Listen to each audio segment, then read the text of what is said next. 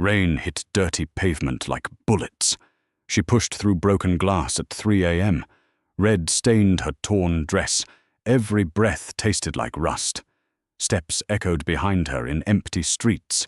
Nowhere left to run. So she crashed into a closed bar, collapsing on cold wood. A man sat in shadows, pouring whiskey. He ruled this city's underworld.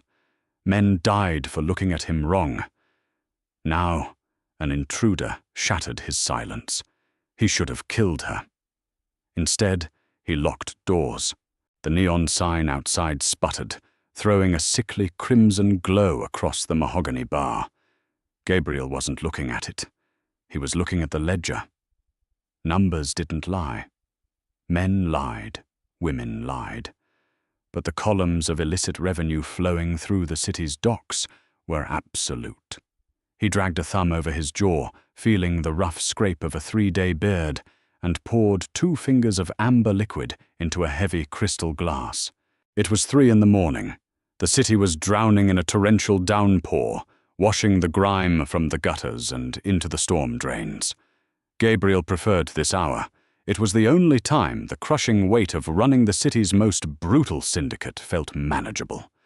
Here, in the hollowed-out belly of a tavern he used as a front, he was just a man with a drink. Then the back door rattled. It wasn't a polite knock. It was the desperate, frantic thrashing of someone trying to break a deadbolt. Gabriel didn't flinch. He didn't drop his glass. He slowly closed the ledger, his right hand slipping smoothly beneath the polished wood of the bar to wrap around the cold, textured grip of a suppressed .45 caliber pistol. The heavy iron-reinforced door groaned, then gave way with a sickening crack as the frame splintered. A figure stumbled through the threshold, dragging a trail of rainwater and something darker, something thicker, onto the pristine floorboards. It was a woman. She didn't scream. She didn't beg. She simply took 2 agonizing steps, her knees buckling, and collapsed face first onto the floor. The door swung shut behind her, clicking into the broken jamb. Silence returned, save for the rhythmic drumming of rain against the roof and the wet, ragged sound of her breathing. Gabriel stood up. He kept the gun leveled at her back, his footsteps making no sound as he rounded the bar. He didn't know her. She was wearing a cheap trench coat over a torn silk dress. Her dark hair was plastered to her skull, heavy with rain and dirt. But it was the puddle forming beneath her right side that demanded attention. It was expanding rapidly, thick and black in the dim lighting. She was bleeding out. Gabriel stood over her, his expression unreadable. The logical move was to drag her back out into the alley. Let the rain wash her into the gutter. He ran an empire built on violence. He was not a savior. If someone had put a bullet in her, it was usually for a reason, and getting involved in anonymous street trash drama was how careless men ended up dead. He nudged her shoulder with the toe of his leather shoe. "Hey," she groaned, a low, guttural sound, and rolled onto her back. Her eyes fluttered open. They were wild, feverish, blown wide with shock. She looked up at the towering figure holding a gun, and surprisingly, she didn't flinch. Her hand, trembling and slick with her own blood, reached out and gripped the hem of Gabriel's trousers. She didn't ask for help. She didn't say a word. She just stared at him with a defiant, burning intensity that cut through the haze of her dying body. It was a look he recognized. It was the look of a cornered animal deciding to bite off its own leg to escape the trap. Then her eyes rolled back, and her hand went slack, dropping to the floor with a wet smack. Gabriel stared at the bloody handprint left on his tailored pants. He let out a long, slow breath through his nose. He holstered his weapon. "Damn it," he muttered. He moved with clinical efficiency. He locked the shattered door, sliding a heavy steel crossbar into place. He walked to the back office, returning a moment later with a black canvas medical kit, the kind used by mob doctors who asked no questions. He knelt beside her, pulling a pair of latex gloves over his hands. He grabbed a pair of trauma shears and cut away the soaked fabric of her coat and dress, exposing her side. The wound was ugly, a ragged tear just above her hip bone. It wasn't a bullet. It was a knife wound, deep and twisted, meant to cause maximum hemorrhaging. Someone had wanted her to bleed to death slowly. He doused a wad of gauze in iodine and pressed it brutally into the wound. The woman's body arched off the floor. A strangled, agonizing hiss escaped her lips, but she remained unconscious. "Keep breathing," Gabriel told her, his voice a low, gravelly rasp in the empty room. "You don't get to die on my floor and ruin the wood." He worked in silence, his hands steady. He had stitched up men who had taken shotgun blasts to the chest. A stab wound was basic plumbing. Pinch the vessels, clean the tissue, sew it shut. He clamped a bleeder, tied it off, and began threading a curved needle through her pale, cold skin. Each pull of the heavy nylon suture was a harsh tug, closing the jagged flesh. As he worked, he noticed a heavy, leather-bound notebook tucked into the inside pocket of her ruined trench coat. He pulled it out. The edges were stained with blood. He flipped it open. It was entirely handwritten, filled with dates, offshore account routing numbers, and names. Gabriel's eyes narrowed. He recognized the names. Sal the Butcher Maroney, Carmine Falcone, the Rossetti brothers. This wasn't just a mugging gone wrong. This woman was carrying the financial ghost ledger of the city's dirtiest cartel. No wonder someone put a knife in her. He looked back down at her pale face. She looked painfully young, maybe late 20s, but her skin bore the faint, silvery lines of old scars. She was a survivor, and she had just brought a war to his doorstep. He finished the last knot, snipped the thread, and wrapped her abdomen tightly in clean bandages. He stripped off the bloody gloves, tossing them into a biohazard bin beneath the sink. He hoisted her limp body into his arms. She weighed practically nothing, a fragile collection of bones and defiance. Gabriel carried her into the back office, laying her down on a worn leather Chesterfield sofa. He threw a wool blanket over her shivering form. He sat behind his desk, poured himself another whiskey, and opened her bloody notebook. He would wait for her to wake up, and then he was going to find out exactly who she was. The first thing Sadie registered was the smell. It wasn't the metallic copper tang of blood or the sour stench of the alleyway garbage she had been crawling through. It was old leather, cigar smoke, and expensive whiskey. The second thing she registered was the pain. It hit her like a freight train, a searing, white-hot agony radiating from her right hip. Her eyes snapped open. The room was dark, illuminated only by a brass desk lamp, casting long, distorted shadows against wood-paneled walls. She was lying on a couch. The ceiling was tin, stamped with an intricate floral pattern. Memory rushed back in a violent wave. The alley, the ambush, the cold steel of the blade sliding into her side, the desperate run through the rain, crashing through a door, a man in the shadows. Panic seized her chest. She tried to sit up, but her muscles rebelled. A sharp gasp tore from her throat as she fell back against the leather cushions, her hand flying to her side. She felt thick bandages, tightly wrapped. "Tear those stitches and I'm not sewing you up a second time." The voice came from the darkness behind the desk. It was deep, calm, and terrifyingly steady. Sadie froze. She slowly turned her head. A man sat in a high-backed leather chair.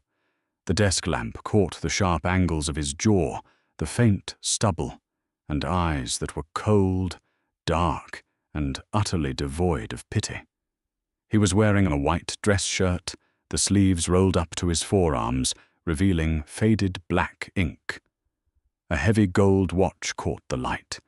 He held a glass of whiskey in one hand. In the other, he held her notebook. Sadie's blood ran cold. "Give that back," she rasped. Her voice sounded like crushed glass. Her throat was bone dry. Gabriel took a slow sip of his drink. He didn't look up from the pages. "You have terrible handwriting." I said, "Give it back." Sadie forced herself into a sitting position, ignoring the blinding pain that threatened to send her back into unconsciousness. She swung her bare legs off the couch. The room spun wildly. She gripped the armrest until her knuckles turned white, fighting the nausea. Gabriel finally looked at her. He studied her with a detached, clinical interest. "You lost 3 pints of blood. You shouldn't be conscious. You definitely shouldn't be giving orders." "Who are you?" she demanded, trying to sound fierce. It came out as a weak wheeze. "I'm the guy who spent the last hour mopping your blood off my floor," Gabriel replied, tossing the notebook onto the desk. It landed with a heavy thud. "You carry dangerous bedtime reading. The Rossetti family doesn't usually leave loose ends. So, imagine my surprise when one comes bleeding through my back door." Sadie's eyes darted around the room. She was looking for exits. She was looking for a weapon. She saw a heavy glass ashtray on a side table. Gabriel tracked her gaze. "Don't even think about it. You couldn't lift that ashtray, let alone hit me with it. Sit still before you bleed out on my furniture." "If you know whose book that is, you know what they'll do if they find it here," Sadie said, her breathing shallow. "Let me go. I'll take it and disappear." "You wouldn't make it to the end of the block," Gabriel stated matter-of-factly. He leaned forward, resting his elbows on the desk, clasping his hands together. The shadows retreated from his face, revealing eyes that had seen far too much death to care about one more. "My name is Gabriel. This is my city. The Rossettis operate in the South End because I allow it. Now tell me why a girl in a cheap dress is carrying a ledger that outlines $20 million in money laundering." Sadie recognized the name. Gabriel, the boss of the Northern Syndicate. The man who had supposedly gutted a rival boss on the steps of a cathedral 10 years ago and walked away without a scratch. She had run from a pack of wolves straight into a lion's den. She swallowed hard. Fear was a useless emotion here. Pragmatism was the only currency he would respect. "I didn't steal it," Sadie lied, her voice gaining a fraction of strength. Gabriel sighed. He stood up, towering over the desk. He walked slowly toward her. Sadie instinctively pressed herself back against the couch, but she didn't look away. She held his gaze. He stopped a foot away from her. Up close, he smelled of rain and violence. He reached out. Sadie flinched, but he bypassed her face and picked up a glass of water from the side table, holding it out to her. "Drink," he commanded. She hesitated, then took the glass with a trembling hand and downed it. The water felt like a miracle against her cracked throat. "Let's try this again," Gabriel said, his voice dangerously soft. "I don't do charity. I don't harbor fugitives. The only reason you are currently breathing is because I hate the Rossetti brothers more than I hate cleaning up messes. But my patience is limited. Do not lie to me." Sadie looked at the empty glass in her hand. She looked at the man who held her life in his hands. "I was their accountant," she said quietly. "Off the books. I washed the money from the port unions. But last week, Victor Rossetti decided he didn't want to pay the overhead anymore. He started killing the middlemen. I knew I was next, so I took the insurance." She gestured to the notebook. "Every dirty cop, every bribed judge, every offshore account. It's all in there." Gabriel stared at her. "You stole from Victor Rossetti and thought you could just walk away?" I thought I could negotiate, Sadie said, a bitter, cynical smile pulling at her lips. Turns out, Victor doesn't negotiate. He sent 3 guys. I managed to lose 2 in the transit tunnels. The third one caught me in the alley. You killed him? Gabriel asked. I shoved a broken bottle into his neck, Sadie said flatly. Then I ran. Gabriel was silent for a long time. He looked at the frail, bruised woman sitting on his couch. She was terrified, exhausted, and half dead. But underneath it all there was a core of pure, unadulterated steel. She wasn't weeping. She wasn't pleading for mercy. She had played a deadly game, lost, and was still trying to find an angle. He respected that. "What's your name?" he asked. "Sadie," she replied. Gabriel turned his back on her and walked back to the desk. He picked up the notebook and slid it into the top drawer, turning the lock with a sharp click. "Hey!" Sadie protested, trying to stand again. "That's mine." "Not anymore," Gabriel said, tossing the keys onto the desk. "That ledger buys you a few days of air. You stay here until you heal. You stay quiet. If you try to leave, I won't stop you, but I won't save you a second time. Understood?" Sadie glared at him, a mixture of anger and desperate relief washing over her. She was trapped, but she was alive. "Why are you helping me?" Gabriel looked at her, his expression cold and unreadable. "I'm not helping you, Sadie. I'm keeping an asset in cold storage. Go back to sleep." Morning leaked into the bar like dirty bath water. The rain had stopped, but the sky remained a bruised, sullen grey. Inside the back office, the air was heavy and stale. Sadie lay rigid on the leather couch, staring at the tin ceiling. Her side throbbed in rhythm with her heartbeat, a deep, gnawing pain that made every breath an effort. She hadn't slept. Every time she closed her eyes, she saw the glint of the knife in the alley. The door to the office opened. Gabriel walked in. He looked exactly as he had hours ago, immaculate, unbothered, and dangerous. He carried a mug of black coffee and a piece of dry toast on a napkin. He set them on the small table next to her. "Eat," he ordered. Sadie didn't move. "I'm not hungry. Your body is trying to rebuild a torn abdominal wall. You need calories. Eat it, or I'll force-feed it to you." His tone wasn't malicious, it was entirely practical. She glared at him, but pushed herself up onto her left elbow, wincing sharply. She grabbed the toast and took a dry, bitter bite. Gabriel watched her for a moment, then turned toward a small filing cabinet in the corner. Before he could open it, a sound shattered the quiet morning. Bang, bang, bang. It was heavy, rhythmic pounding on the reinforced front door of the bar. It echoed through the empty establishment like cannon fire. Sadie froze, a piece of toast halfway to her mouth. Her heart slammed against her ribs. The fear, cold and primal, spiked instantly. Gabriel didn't jump. His posture barely shifted, but his eyes went dead. He turned his head slowly towards the main bar area. Bang! Bang! Bang! "Open up, Gabriel! We know you're in there!" A muffled voice shouted from the street. "Victor's men," Sadie whispered, her voice trembling.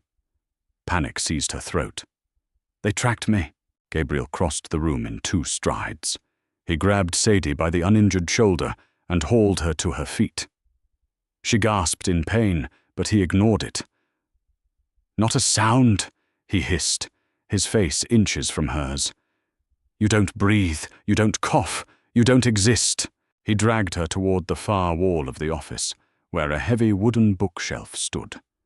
He reached behind a row of thick, leather-bound encyclopedias and pulled a hidden lever. The bookshelf swung outward silently, revealing a dark, narrow space, a smuggling compartment built during Prohibition. It smelled of dust and old masonry. "Get in," he commanded. Sadie didn't argue. She slipped into the claustrophobic space. It was barely wide enough for her shoulders. "If they get past me, there's a latch by your right knee. It opens to the basement. Run," Gabriel said. He didn't wait for her response. He swung the bookshelf shut, plunging her into absolute darkness. Inside the wall, Sadie pressed her hands against her mouth, trying to muffle the sound of her ragged breathing. The dust burned her nose. She could hear the muffled sounds of the office, a drawer opening, the heavy footsteps of Gabriel walking out to the main bar. Outside, Gabriel walked methodically through the shadows of the empty tavern. He checked the action on his pistol, ensuring a round was chambered, then slid it into the holster at the small of his back. He grabbed a rag from the counter and casually draped it over his shoulder. He unlocked the deadbolts on the front door and pulled it open. 3 men stood on the wet sidewalk. They wore cheap, ill-fitting suits that smelled of damp wool and stale cigarettes. The man in the middle, a thick-necked enforcer named Leo, chewed on a toothpick. The other 2 had their hands resting casually inside their coat pockets. "We're closed, Leo," Gabriel said. His voice was bored, flat. He leaned against the doorframe, projecting absolute, terrifying ease. Signs on the door. "Literacy isn't a requirement for the Rossetti payroll, I assume." Leo didn't smile. He stepped forward, trying to use his bulk to intimidate. It was a foolish tactic against a man like Gabriel. "We're not here for a drink, Gabe. We're looking for a stray dog. A woman. Brown hair, bleeding heavily. Someone saw her heading down this alley last night." "An alley is outside, Leo. This is inside," Gabriel replied smoothly. "No dogs here." "Mind if we take a look?" Leo asked, his tone shifting from aggressive to a thinly veiled threat. The 2 men behind him tensed. Gabriel's expression didn't change, but the air around him seemed to drop 10 degrees. He didn't move from the doorway. He looked at Leo, then slowly looked at the 2 men behind him. He looked at them the way a butcher looks at a side of beef, assessing the cuts. "Leo," Gabriel said softly. So softly, the men had to lean in to hear him. "You are standing on my doorstep, in my territory. You are asking to search my property." Gabriel let the silence hang for an agonizing second. "If you take 1 step inside my bar, your wife is going to be picking out a closed casket tomorrow afternoon." The threat wasn't delivered with anger. It was delivered as an indisputable fact of the universe, like gravity. Leo swallowed hard. The toothpick in his mouth snapped. He looked at Gabriel's eyes and saw the absolute certainty of violence. The Rossettis were powerful, but starting a war with Gabriel over an accountant was above his pay grade. "Just asking a question, Gabe," Leo muttered, taking a half step back. "Boss is eager to find her, that's all." "Tell Victor to keep his mess in his own yard," Gabriel said. "If I find his trash on my streets, I'll send it back to him in pieces." Gabriel stepped back and slammed the heavy iron door shut, throwing the deadbolts with loud, decisive clacks. He stood there for a moment, listening to the scuff of their cheap leather shoes retreating down the wet pavement. He waited until the sound faded completely before turning back toward the office. He opened the bookshelf. Sadie tumbled out, gasping for air, clutching her side. She fell against his chest. Gabriel caught her instinctively, his hands gripping her upper arms to steady her. She was trembling violently, adrenaline crashing through her weakened system. "They're gone," he said, his voice returning to its normal, detached cadence. He pushed her back slightly, breaking the contact. Sadie leaned against the desk, her breath coming in ragged bursts. She looked up at him. She had heard the entire exchange. She had heard how casually he threatened death, how easily he wielded his power. "You lied to them," she whispered.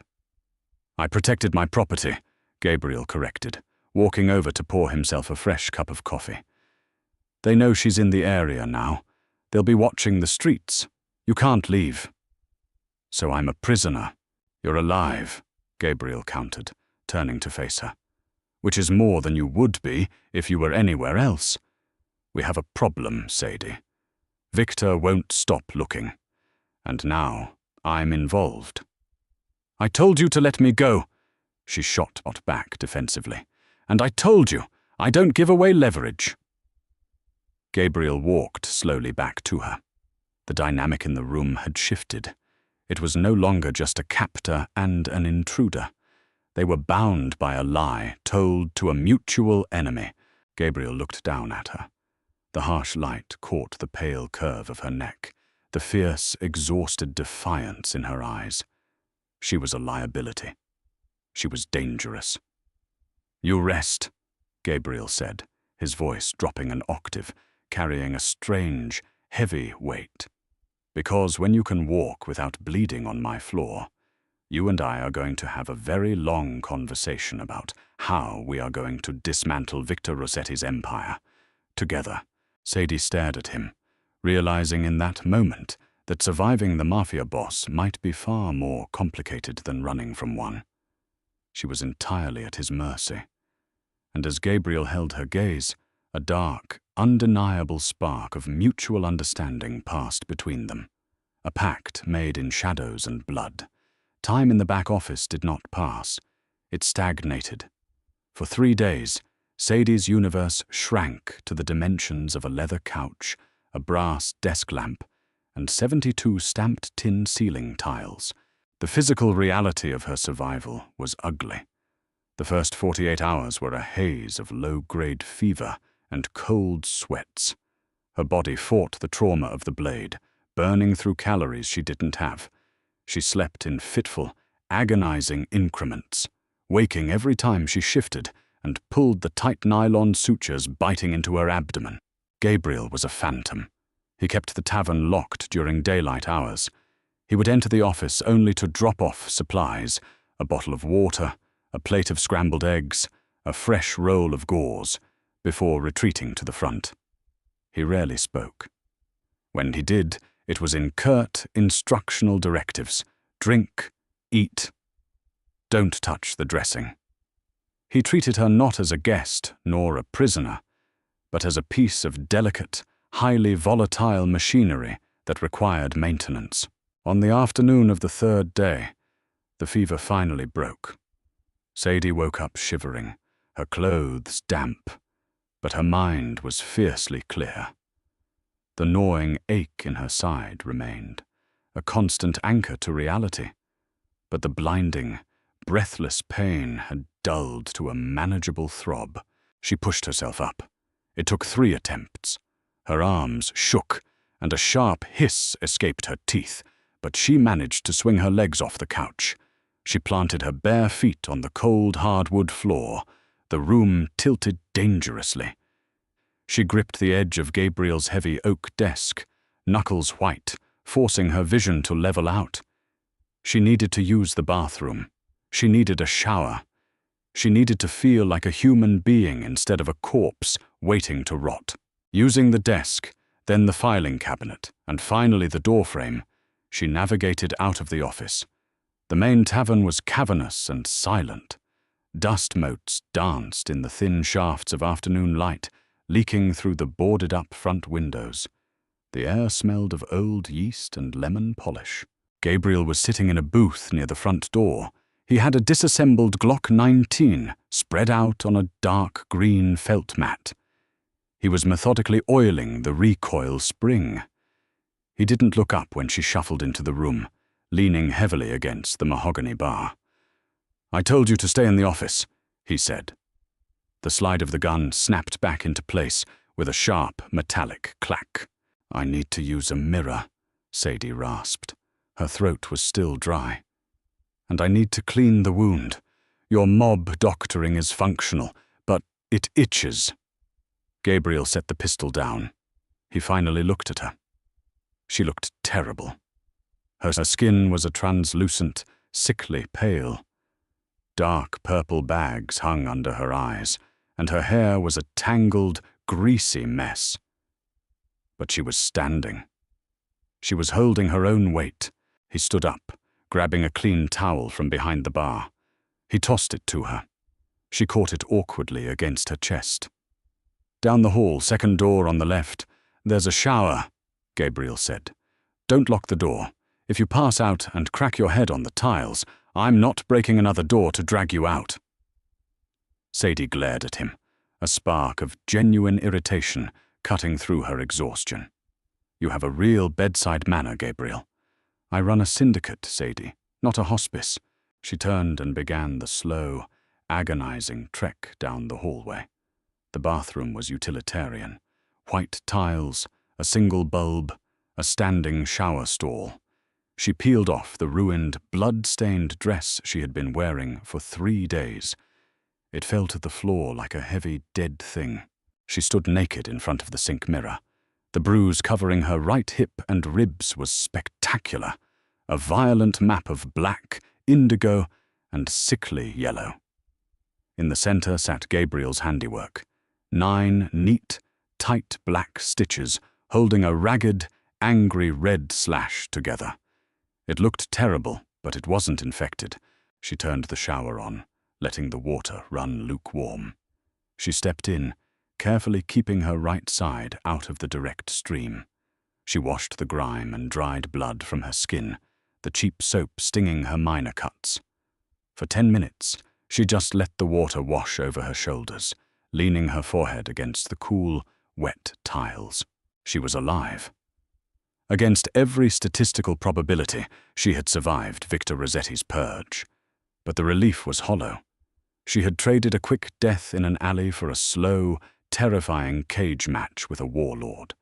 When she finally emerged, wrapped in a towel, she found a stack of clothes folded on a chair just outside the bathroom door. A pair of worn grey sweatpants, a plain black t-shirt, and thick wool socks.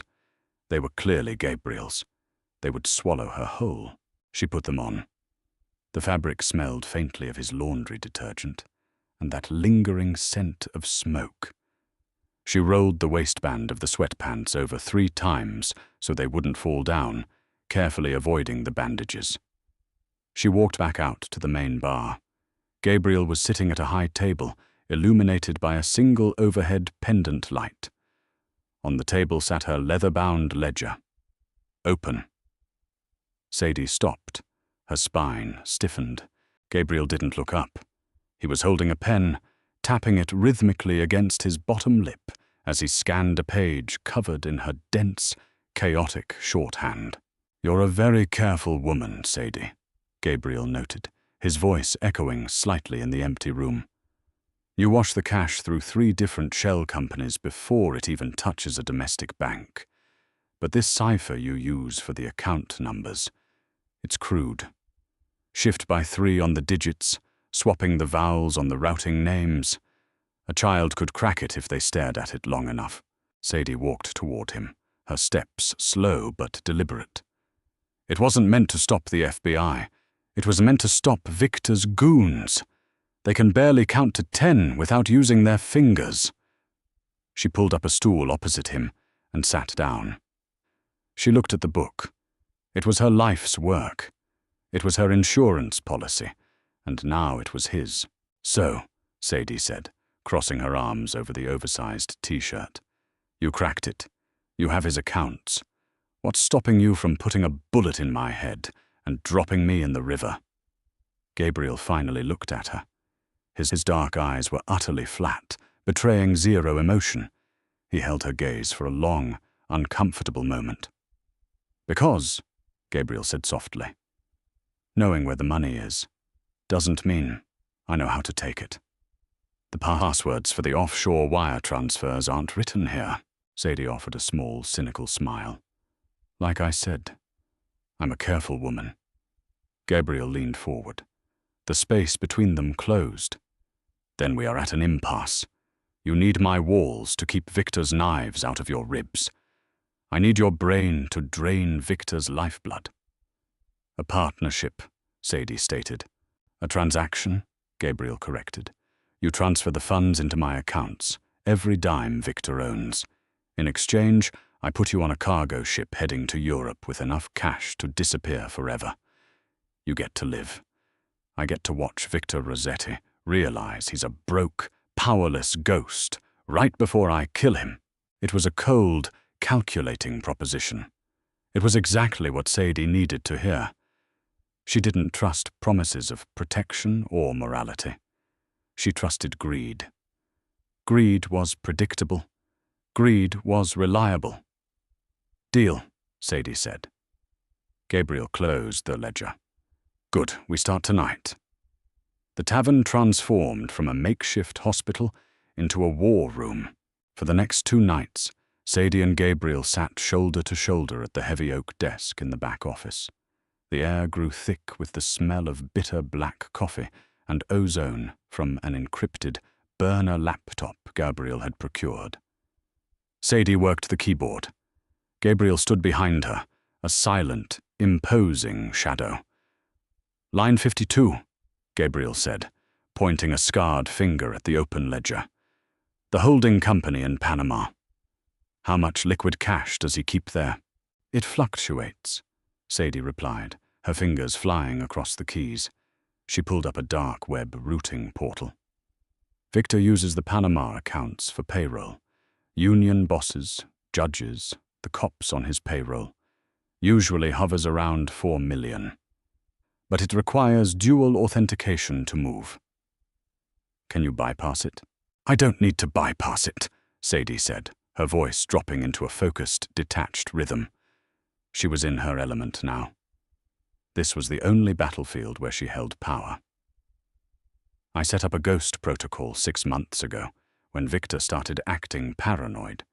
If I ping the server from this specific IP mask, it triggers an override protocol.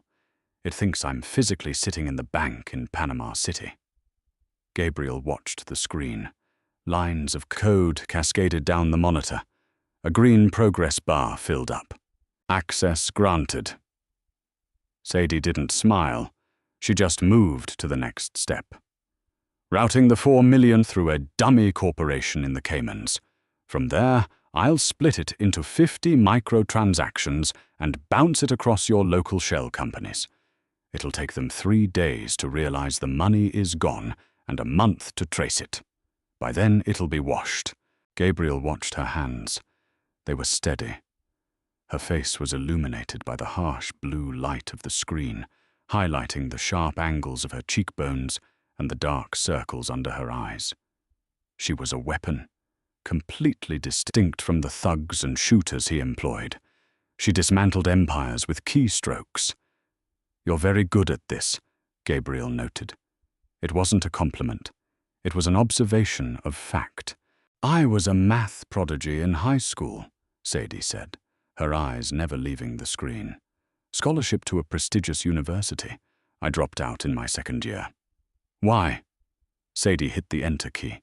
The screen flashed green. $4 million vanished from Victor Rossetti's control.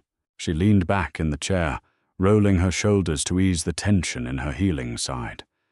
She looked up at Gabriel. My father borrowed 50 grand from Victor's uncle to keep his auto shop open. He couldn't pay it back.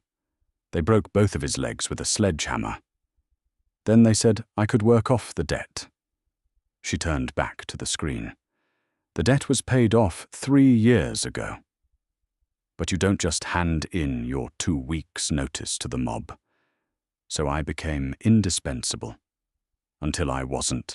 Gabriel remained silent. He didn't offer sympathy. Sympathy in their world was an insult. It implied weakness. Instead, he reached past her and poured a measure of whiskey into a glass, setting it down next to the laptop. Victor is a blunt instrument, Gabriel said, taking a sip from his own glass. He commands fear, but he lacks vision. He thought you were just a bookkeeper. What do you think I am? Sadie asked, looking at the amber liquid in the glass. I think, Gabriel said, leaning against the edge of the desk, You are the most dangerous person in this city right now. You hold the leash." It was a strange, charged moment. The silence in the office stretched. Sadie looked at Gabriel, really looked at him. The bespoke suit pants, the rolled-up sleeves showing heavily tattooed forearms, the cold, calculating eyes. He was a monster.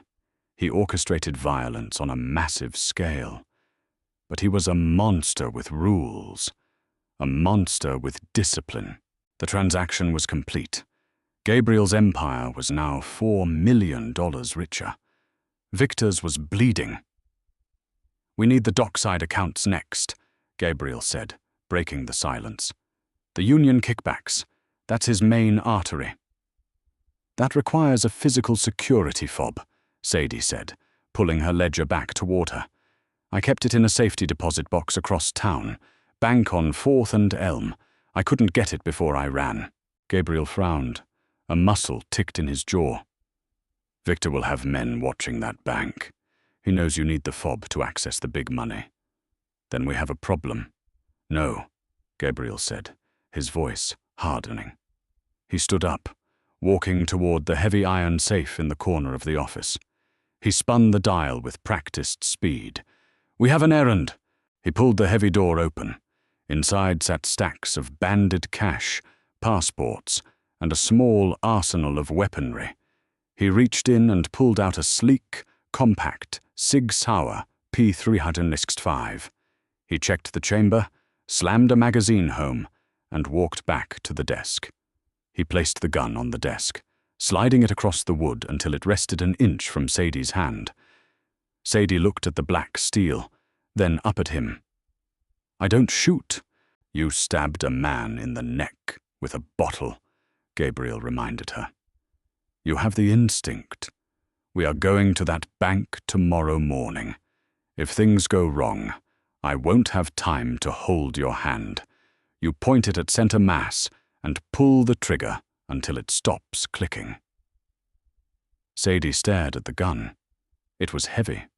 It was a physical manifestation of the reality she had entered. She wasn't just laundering money from the shadows anymore. She was an active participant in a war. Slowly, her hand reached out. Her fingers wrapped around the textured grip. The metal was cold. "Okay," she whispered. Gabriel nodded once. "Get some sleep. Tomorrow, we burn Victor's house down." The city awoke to a heavy, suffocating fog that rolled off the harbor, swallowing the skyscrapers in a dense gray mist. It felt like an omen. Sadie sat in the passenger seat of Gabriel's armored black SUV. She wore a heavy wool peacoat Gabriel had provided, the collar turned up to hide her face. The Sig Sauer sat heavy and awkward in the deep pocket of the coat. Her hand never left the grip. Her knuckles were white. Gabriel drove in total silence.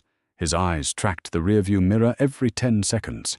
The tension in the cab was thick enough to choke on. They weren't just driving through the city. They were navigating a minefield. They parked 3 blocks away from the bank, tucking the SUV into a subterranean parking garage beneath a high-end shopping center. "We walk from here," Gabriel said, killing the engine. "Keep your head down. Walk with purpose. If someone approaches us, you do not stop. You keep moving toward the bank. I will handle it." Sadie nodded. Her heart hammered against her ribs, aggravating the dull ache of her stitches. They stepped out into the fog. The cold air bit at Sadie's face. Gabriel walked half a step behind her, and slightly to her left, shielding her from the street. He moved with a predatory grace, his overcoat unbuttoned, his right hand resting casually near his waist. The bank on 4th and Elm was a massive, old-world structure of grey stone and barred windows. Sadie saw it through the mist, a monolith of safety. "Wait," Gabriel suddenly murmured. His hand shot out, gripping Sadie's bicep and pulling her into the recessed doorway of a closed bakery. Sadie gasped, flattening her back against the brick wall. "What is it?" Gabriel didn't answer. He was staring across the street. Through the fog, a black sedan was idling illegally in front of a fire hydrant near the bank's entrance. The engine exhaust plumed white in the cold air. 2 men sat in the front seats. "Spotters," Gabriel stated quietly. "Victor isn't taking chances." "Can we go around?" Sadie asked, panic rising in her throat. "The back alley?" "Bank alleys are dead ends. Choke points," Gabriel said. He pulled a burner phone from his pocket, dialing a quick sequence.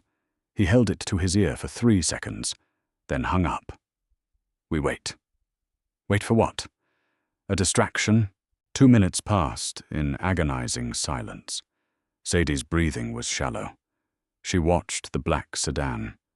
The passenger rolled down the window, flicking a cigarette butt onto the wet pavement. Then, chaos erupted. A heavy, battered panel van came screaming out of a side street, tires squealing against the damp asphalt. It didn't brake.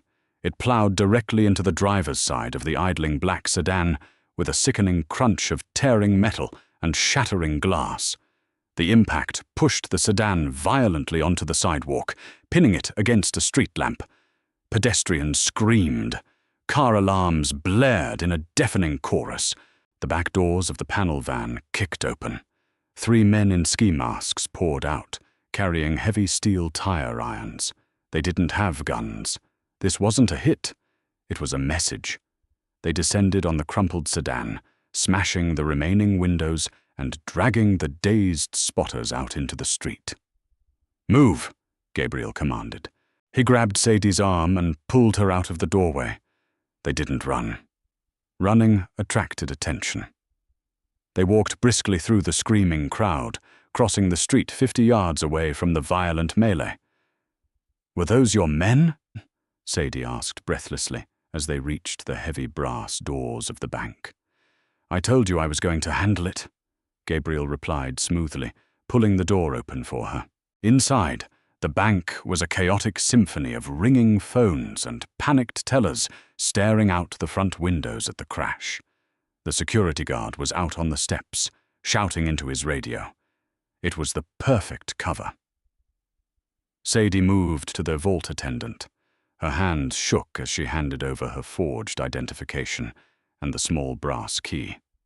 "Box 814, Sadie said, forcing her voice to remain steady. The attendant, distracted by the sirens now approaching the building, barely glanced at the ID. "Right this way, miss." Gabriel hung back by the lobby pillars, his eyes scanning the room, acting as a human shield between her and the doors. Sadie followed the attendant into the sterile, heavily armored vault. The heavy steel door closed behind her, cutting off the noise of the sirens. She slid her key into the lock. The attendant turned the master key. The small metal door popped open. Sadie reached in. She bypassed the stacks of emergency cash and grabbed the small, black, plastic security fob. It looked like a car remote. It was the key to Victor Rossetti's $20 million Union empire. She shoved it deep into her pocket, alongside the gun, her hand trembling violently. She had it. The ultimate leverage. She walked back out to the lobby. Gabriel caught her eye. He gave a fractional nod. They turned toward the exit. Just as Gabriel pushed the brass door open, a massive figure blocked their path. It was Leo, the thick-necked enforcer who had banged on Gabriel's door 3 days ago. His face was flushed, his suit jacket rumpled. He hadn't been in the sedan. He had been inside the bank, waiting. Leo's eyes widened as he saw Sadie. A vicious, triumphant grin split his face. "Well, well," Leo growled, his hand diving inside his jacket. "Victor is going to be real happy." Time slowed to a crawl. Sadie froze. She saw the bulge of the gun under Leo's coat. But Gabriel moved faster. There was no warning, no snappy dialogue. Gabriel stepped entirely in front of Sadie, his left hand shooting out to grip Leo's wrist over his jacket, pinning the enforcer's gun before it could be drawn. Simultaneously, Gabriel's right hand whipped the heavy Glock from his waistband. He didn't aim. He didn't hesitate. At point-blank range, Gabriel drove the muzzle of the pistol brutally into Leo's gut and pulled the trigger twice. The suppressed shots sounded like heavy, wet coughs. Puffed, puffed. Leo's eyes bulged in shock. He gasped, a wet, rattling sound, and his knees instantly buckled. Gabriel didn't let him fall. He grabbed Leo by the lapels, supporting his massive weight, and violently shoved the dying man backward, throwing him against the stone facade of the bank. "Walk!" Gabriel barked at Sadie. His voice was utterly calm, terrifyingly calm. He grabbed her hand, his grip like a vice, and pulled her down the steps. They melted into the chaotic, terrified crowd gathered around the car crash. Nobody had heard the suppressed shots over the sirens. Nobody noticed the man slumping against the wall, bleeding out onto the polished marble steps. Sadie stumbled alongside Gabriel, her mind fracturing. She had known he was dangerous. She had known he was a killer. But seeing it, seeing the casual, effortless execution of a human being right in front of her, shattered a wall in her mind. He had killed a man in broad daylight. To protect her. To protect the asset. They reached the parking garage and practically sprinted to the SUV. Gabriel shoved her into the passenger seat, slammed the door, and vaulted into the driver's side. The engine roared to life, tires squealing against the concrete as he ripped out of the spot. Sadie sat frozen, staring straight ahead. Her breathing was frantic, shallow gasps.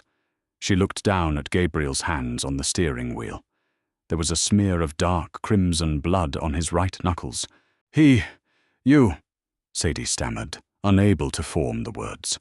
Gabriel hit the gas, merging aggressively into the heavy city traffic, putting distance between them and the bank. He didn't look at her.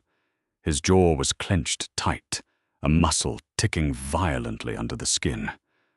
"I told you," Gabriel said, his voice cold, hard, and absolute. "You are under my protection. Nobody touches you." Sadie reached into her pocket. Her fingers closed around the plastic security fob. She looked at the man driving the car. The warlord. The killer. Her savior. The lines between hostage and partner had just vanished. They were bound by blood now, and the war had officially begun. The drive back to the tavern was a blur of grey streets and erratic rain. Sadie stared out the passenger window, her fingers wrapped tightly around the plastic security fob in her pocket. It felt burning hot against her thigh. They ditched the SUV a mile away, taking a convoluted route through alleyways and service tunnels before finally slipping back through the reinforced steel door of Gabriel's bar. The heavy deadbolts sliding into place echoed like gunshots in the empty room. Gabriel walked straight to the sink behind the bar. He turned the cold water on full blast. He grabbed a bar of abrasive industrial soap and began scrubbing his hands. Sadie watched him from the doorway of the back office. The water turning pink in the stainless steel basin was the only proof that a man had just died. Gabriel's face was a mask of cold granite. He scrubbed his knuckles until the skin was raw and red, systematically erasing the physical evidence of Leo's blood. He didn't look at her. He didn't ask if she was okay. He assumed that if she was standing, she was functional. Sadie pulled the security fob from her pocket. The plastic was slick with sweat from her palm. She walked to the heavy oak desk and sat down in front of the burner laptop. She booted it up. The screen flared to life, casting a harsh, pale blue light across the dark room. Gabriel shut off the water. He dried his hands on a towel and walked into the office. He pulled a bottle of bourbon from the shelf, skipped the glass, and took a long draw straight from the neck. He set the bottle down on the desk with a heavy thud. "Plug it in," he said. His voice was hoarse. Sadie didn't hesitate. She inserted the fob into the USB port. The laptop chimed. A prompt appeared on the screen, asking for a biometric scan. Sadie placed her thumb on the small glass square embedded in the fob. Identity verified. connecting to secure server. Lines of encrypted data cascaded down the monitor. Sadie's fingers hovered over the keyboard. She was an architect standing in front of a skyscraper, holding the detonator. "The dockside accounts," Sadie said, her voice dropping into the clinical detached tone she used for the numbers. "He keeps the union kickbacks liquid, $22 million, dispersed across 12 different maritime holding companies." Gabriel moved behind her chair. The heat radiating off his body was palpable. He smelled of rain, gunpowder, and cheap soap. "Take it." Sadie began typing. This wasn't a simple wire transfer. This was a hostile digital takeover. She deployed a sequence of routing scripts she had written months ago, a back door she built on the off chance Victor ever turned on her. She just hadn't expected to use it while sitting in a rival boss's chair. "I'm opening dummy accounts in Geneva and Zurich," Sadie explained, the green light of the screen reflecting in her dark eyes. "I'm not just moving the money, I'm burying it. I'm pinging the transaction history through a randomizer. It'll look like the accounts were seized by international maritime authorities for tax evasion." Gabriel watched the progress bars filling up on the screen. "He'll know it was you." "I want him to know it was me," Sadie said. The words hung in the air. Gabriel looked down at the crown of her head. He had underestimated her anger. He had seen her as a frightened civilian, a useful asset that needed a cage to survive. He was wrong. She wasn't hiding from Victor Rossetti. She was methodically preparing to ruin him. "If Leo was at the bank, Victor knows we are working together," Gabriel said softly. "By nightfall, every gun on the south side will be looking for this bar. By nightfall, Victor won't be able to afford bullets," Sadie countered. She hit the enter key. The screen blinked. A large confirmation window popped up in the center of the monitor. "Transfer complete. Balance $0.0000." Sadie exhaled a shaky breath. She let her head fall back against the leather chair. The pain in her side, dulled by the adrenaline of the morning, flared back to life. She clamped a hand over the bandages. Gabriel reached past her and closed the laptop. The sudden darkness in the office was heavy. "It's done," Sadie whispered. "No," Gabriel corrected, picking up the bottle of bourbon. "It's just started. In our world, money is a shield. You just stripped Victor naked. Now, we wait for the wolves to realize he doesn't have any teeth left." He handed the bottle to her. Sadie took it, wiped the neck with the back of her hand, and drank. The alcohol burned a hot, welcome trail down her throat. She coughed, wincing at the pull on her stitches. "You killed a man for me today," Sadie said. Her voice was quiet, stripped of the cynical armor she usually wore. "I killed a problem," Gabriel replied, leaning against the edge of the desk. He drew first. He made a choice. The consequences belonged to him. "You didn't even blink," Gabriel looked at her. The shadows deepened the sharp angles of his face. "I learned a long time ago, Sadie, that hesitation gets you buried. You want to survive in this city? You decide what is yours, and you destroy anything that tries to take it." He was looking directly at her when he said it. The implication hung between them, thick and dangerous. She was his, a partner, an asset. Something more complicated that neither of them had the language for yet. "I'm tired," Sadie admitted, the exhaustion finally crashing down on her. "Sleep," Gabriel ordered, "because tonight, Victor is going to call." The call came at 2:14 a.m. The burner phone sitting on the desk vibrated against the wood, a harsh mechanical buzzing that shattered the dead silence of the office. Sadie jerked awake on the leather couch. She had been asleep for hours, lost in a heavy, dreamless void. She sat up, clutching her side. Gabriel was already sitting at the desk. He had changed into a clean black shirt. He sat perfectly still, watching the phone vibrate across the mahogany surface. He didn't make a move to pick it up. "Is that him?" Sadie asked, her voice tight with sleep and residual fear. Gabriel nodded slowly. He spent the last 12 hours screaming at bank managers. Now he's screaming at me. He picked up the phone and hit the speaker button, setting it back on the desk. "Gabriel." Victor Rossetti's voice filled the room. It wasn't the confident, booming roar of a mafia don. It was ragged, strained, and vibrating with an unhinged, desperate rage.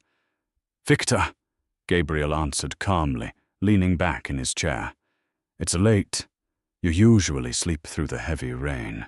"Don't play games with me, you bastard," Victor snarled, the static of the line crackling. "I know she's there. My men found Leo. He was gutted on the steps of the Elm Street branch. You took my accountant, and you took my money." "I have a lot of things, Victor.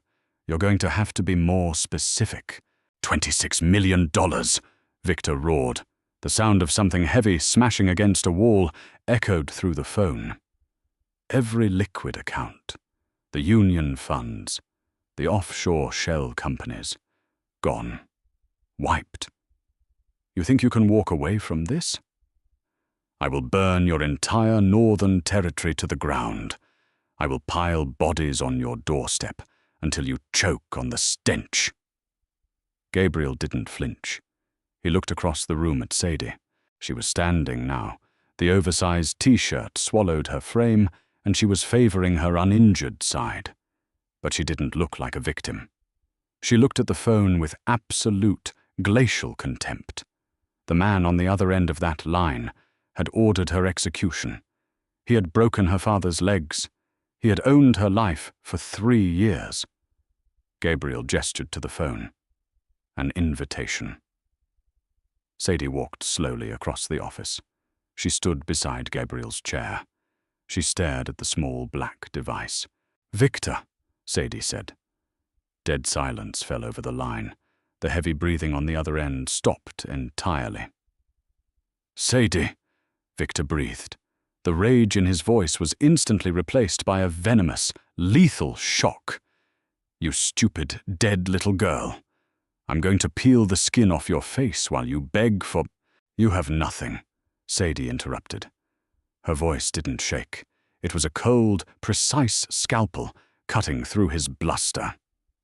"Check the Cayman routing numbers. They're locked behind a Swiss cipher. The union bosses? They expect their cut by Friday. You can't pay them. The judges you bought? Their retainers bounced this afternoon. You're broke, Victor." "I will kill you," he screamed. "With what army?" Sadie asked, leaning closer to the phone. "Your men work for cash. They don't work for loyalty. By tomorrow morning, the word will hit the streets that the Rossetti family vault is empty. Do you think your lieutenants are going to take a bullet for a boss who can't make payroll? They're going to turn on you before the sun sets." It was the ultimate, devastating truth. In the underworld, poverty was the only unforgivable sin. Sadie hadn't just stolen his money. She had stripped him of his armor, his authority, and his life expectancy. The quiet accountant he had underestimated had engineered his execution without ever pulling a trigger. Gabriel watched Sadie. The corner of his mouth twitched upward in a dark, approving smirk. It was a beautiful, terrifying power reversal. "Gabriel," Victor pleaded, his voice suddenly dropping, the panic finally breaking through the anger. "Listen to me. She's playing us both. Give her to me. You keep half the money. 13 million. Just open your door and push her outside." Gabriel reached out and dragged a finger across the desk, picking up a speck of dust. "I don't negotiate for scraps, Victor," Gabriel said softly. "The girl stays. The money stays. If I see a single one of your cars north of the bridge, I won't just kill the driver. I'll come down there and finish what your men are going to start tomorrow." "You can't do this." This is a violation of the... Gabriel reached out and tapped the red button. The call ended, plunging the room back into silence. He looked up at Sadie. She was breathing heavily, her chest rising and falling beneath the black fabric. She had confronted her monster. She had won. Poetic, Gabriel noted. He's going to die, Sadie said, processing the reality of her own actions. His own men will corner him. By noon, Gabriel agreed. He stood up, towering over her in the dim light. You dismantled a 30-year syndicate with a laptop and a grudge. You are a very dangerous woman, Sadie. Sadie looked up into his dark, assessing eyes. The barrier between them was gone. The transaction was complete. She had bought her life. But standing here, in the heart of a warlord's fortress, she realized she didn't want the European cargo ship he had promised her. The streets were cold, but the fire inside this room was exactly what she needed to survive. Gabriel reached out. He didn't grab her. He gently brushed a tangled strand of dark hair away from her face, his knuckles grazing her cheek. His touch was terrifyingly soft for a man who had killed so easily hours before. "What happens now?" Sadie asked, her voice barely a whisper. Gabriel's eyes dropped to her lips, then back up to her eyes. The cold detachment was gone, replaced by a dark, possessive gravity. "Now," Gabriel said, "we take the rest of the city. If you loved seeing the underdog accountant dismantle an empire from the shadows, you need to hit that like button right now." Sadie just proved that the deadliest weapon in the Mafia isn't a gun. It's the woman who handles the money. Subscribe to the channel and turn on notifications, because the war for the city is just beginning. What did you think of Gabriel and Sadie's dark partnership? Drop your thoughts in the comments below. Share this video with a friend who loves gritty romance, and we'll see you in the next and final chapter.